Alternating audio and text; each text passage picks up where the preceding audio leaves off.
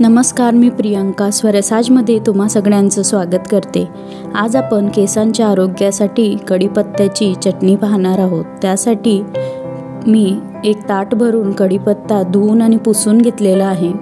त्यानंतर 2 चमचे लाल तिखट, एक लहान वाटी तीळ, डाळ्या, शेंगदाणे, खोबरं, उडदाची डाळ आणि 5 ते 7 लसूण पाकळ्या आपल्याला इथे लागणार आहेत। आता आपण उडदाची डाळ मीडियम फ्लेमवर अगदी ब्राऊन रंगावर भाजून घेणार आहोत। ब्राऊन रंगावर भाजल्यानंतर उडदाच्या डाळीला छान चव आणि सुगंध येतो। तर याप्रमाणे आपण उडदाची डाळ इथे भाजून घेत आहोत। उडदाची डाळ टाकल्यामुळे या चटणीला अगदी खमंग अशी चव येते। उडदाची डाळ या ठिकाणी आता भाजून तयार आहे। ही एका ताटात मी वेगळी काढून घेणार आहे। त्यानंतर आपण आता शेंगदाणे भाजून घेणार आहोत। शेंगदाणे देखील मीडियम फ्लेमवर आपल्याला खरपूस भाजून घ्यायचे आहेत।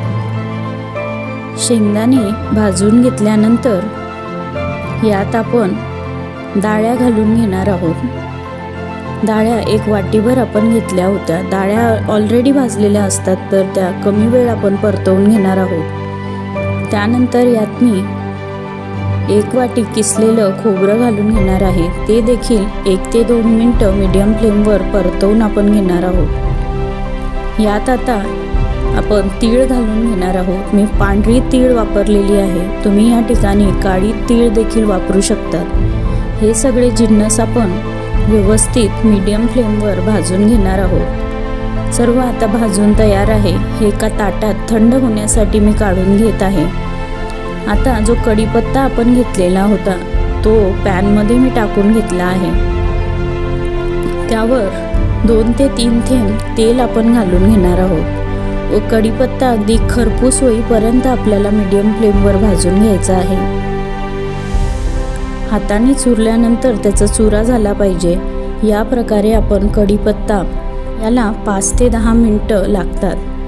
भाजून घेण्याऐवजी तुम्ही कढीपत्ता तळून देखील घेऊ शकतात। हाताने चेक केल्यानंतर तुम्ही पाहू शकतात असा चुरा झाला पाहिजे। असाच कढीपत्ता आपल्याला हवा आहे। कढीपत्ता देखील एका ताटात मी काढला आहे। सर्व जिन्नस थंड झाल्यानंतर आपण त्याला मिक्सरला टाकून घेणार आहोत। 2 चमचे मी या ठिकाणी काश्मीरी लाल तिखट घेतलेला आहे। कढीपत्ता देखील थंड झाला आहे। आता चवीनुसार मीठ मी मिक्सरच्या भांड्यात घालून घेत आहे। अगदी बारीक आपल्याला याला मिक्सरला दळून घ्यायचं आहे। तुम्ही पाहू शकता अगदी छान रंगाची कढीपत्त्याची चटणी बनून तयार आहे।